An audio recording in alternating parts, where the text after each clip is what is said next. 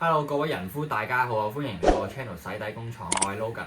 開始之前咧，希望大家幫我撳下個 subscribe button。你老婆咧有冇同你講過？哎呀，唔該你學下邊個嘅老公啦。而你又夠唔夠膽調翻轉同佢講？唉，其實你都學下邊個嘅老婆啦。你咪試下咯，人唔會死嘅。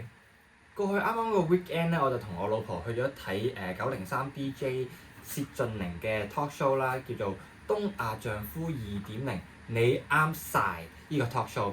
咁咧，因為佢第一次開 talk show 嘅時候咧，大概半年定1年左右啦，我咧就冇買到佢飛，買唔到啊，咁就冇睇到，所以都唔知道其實薛俊寧去做 talk show 嘅話題啊，或者佢嘅風格係點樣。咁大概淨係知道佢第一次 talk show 咧，應該係講關於多啲作為新手人夫啊，夫妻關係之間嘅相處之道咁樣啦。另外啦，我都有聽開佢嘅節目啊，或者佢YouTube 上面其他嘅訪問啦，去估佢個今次嘅節目講啲乜嘢。咁係啦，我就 expect 可能佢啲笑話都係會圍繞一啲平時做丈夫卑微嘅日常嘅笑話。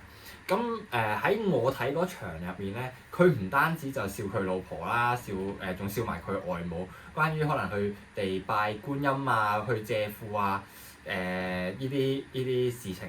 咁啊，另外佢亦都有提及多啲關於做男人咧嗰啲好無聊嘅，中意揸同一款車，跟住去 join 唔同車會，同埋譬如揸車嘅時候咧，見到隔離個司機好閪咧揸車，咁會不自覺望下對方個司機係咩樣啊，呢啲事情咁樣，咁啊都幾好笑嘅。咁內容上咧，雖然係同我嘅 expectation 有些少出入啦，咁但係 overall 咧係幾好睇嘅。點解我會話係我當日睇嗰場咧？因為 weekend 時候咧，聽翻903其他嘅節目啦，其他嘅主持人咧，當然亦都有去支持阿玲嘅 talk show。佢哋甚至乎唔係淨係睇一場，咁佢哋就話阿玲咧會因應當日佢嗰一場會有啲咩觀眾啦，譬如有冇佢識嘅人，例如佢老婆啊、佢老豆老母啊、佢外母啊，或者係因應佢之前嗰一日嘅場次觀眾嘅反應咧，喺佢嘅內容上咧會有些少調整咁解嘅。所以我當日睇嗰場咧就係嗰啲嘅內容，可能前後其他場次咧嘅感覺啊同內容咧都完全唔同嘅。其實咧我都係一個新手人夫嚟嘅，結婚都唔夠1年。咁其實今日呢條片咧想同大家分享一個心理戰術，等你可以同你老婆鬧交嘅時候用。呢個方法咧唔單止你唔需要去道歉，仲可以得到對方嘅道歉。咁如果大家啱使嘅話咧，歡迎大家去抄橋，隨便攞去使。大家有冇試過同你老婆啊或者另一半咧鬧交鬧到一個位，其實都個話題明知其實係冇啱同錯，鬧緊嘅嘢都係情緒，跟住喺度兜兜轉轉碌來碌去咁樣。呢個時候你唔好再同佢嘈，千祈唔好駁嘴，由得佢鬧，鬧得越金越好，越狠越好。但係你一定要忍，頭1、2次咧，你可能自己道氣咧都未落，會忍得好辛苦。但係當你嘗試過呢個方法成功嘅滋味之後咧，我包保你唔會覺得係忍，因為你知道呢個方法成功嘅機率係，我又唔會係話係100% 嘅。不過起碼你當晚唔需要同佢鬧到面紅耳赤，或者唔知道今晚需唔需要瞓廳咁解啦。俾佢鬧到咁上下啦，佢可能自己都會開始冷靜落嚟，唔會再出聲㗎啦。不過呢個時候咧，就係你反擊嘅時候啦。你可以繼續唔需要理佢，完全唔使同佢講嘢。不過咧，呢個時候你要比平時更加細心、更加溫柔。你翻到屋企可以幫佢準備好拖鞋喺門口，你可以知道佢準備去沖涼，幫佢攞定睡衣、攞定內衣，去開定熱水爐，知道佢刷牙，幫佢擠埋牙膏擺喺洗手盤上面，默默咁樣做好晒，準備好晒所有嘢。但係記住，全程都繼續 keep 住靜音，唔使講嘢。咩話？你覺得好戇鳩？嬲緊都仲要做工人？喺2個人鬧交嘅時候，大家都進入一個 fight or flight 嘅狀態。但係如果你唔按正常邏輯去出牌，調翻轉用一個具體嘅行動去照顧佢、去愛錫佢，呢個時候你就會繞過咗佢正常嘅邏輯防線。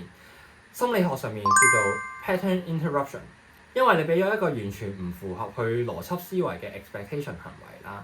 呢個時候咧，佢嘅大腦會窒一窒，輕咗機咁樣，俾咗佢大腦一個空間去重新評估現狀，而你咧就可以利用呢個空間咧，去植入被愛同安全呢兩個信號去佢嘅潛意識入面。呢一招咧就唔係教你做一個懦弱嘅老公，做一個懦夫，而係一種情緒高位嘅展現。到佢冷靜落嚟嘅時候啦，因為你係率先終止衝突嗰一位，而展現體貼啊、溫柔啊、大方嘅一面。到佢回頭望嘅時候，只會見到一個橫衝直撞嘅自己，同埋一個溫柔體貼、成熟穩重嘅老公。呢個時候咧，佢嘅潛意識咧就會自動對比，產生一種認知嘅失調，會覺得自己啱啱可能真係過分咗，繼而引發自發性嘅反思。啱啱所講嘅認知失調啦，就係喺佢大腦入面就會出現咗兩個諗法。認知 A 就係啱啱同你鬧緊交，佢好嬲你，你係一個衰老公。B 就係哇，佢好溫柔體貼。佢幫我擠晒牙膏，幫我準備晒所有嘢，佢係一個好人，佢係一個好老公，佢愛我。A 同 B 兩個諗法啦，同時存在，大腦會覺得好唔舒服，會覺得好矛盾。但係呢個時候佢就會選擇消除其中一邊嘅諗法，而因為 B 嘅諗法係眼前而家有嘅實際嘅行動、實際嘅現況，所以佢會容易啲接受 B。所以呢個就係點解你唔需要道歉，而佢自己會揾下台階，自己過嚟同你道歉嘅原因啦。不過唔好話我唔話你知啊，呢個方法只係適用於如果道理係100%喺你嗰邊，或者大家鬧緊嘅嘢只係立場唔同，一路鬧緊嘅只係情緒嘅問題。唔好以為自己錯到離晒大數，出軌呢啲情況，呢個方法都可以幫到你啊！你可以覺得呢個方法戇鳩，但係起碼呢個方法喺我身上 work 啊！吹咩？如果呢一招無聲訪友，如果呢一招無聲勝有聲嘅方法 work 嘅，或者啱使嘅，隨便攞去使，留言話我知。或者身為人夫嘅你，有其他更加好嘅方法對付你老婆，喺留言嗰度同大家各位人夫分享一下。如果呢條片幫到各位人夫嘅話，希望大家幫我 like、subscribe 同埋 share 呢條影片，subscribe 我嘅 channel，唔好錯過之後嘅內容。我哋下條片再見啦，拜拜。情人三心一吻來代替講話，好嗎？這信號已無聲仿有聲。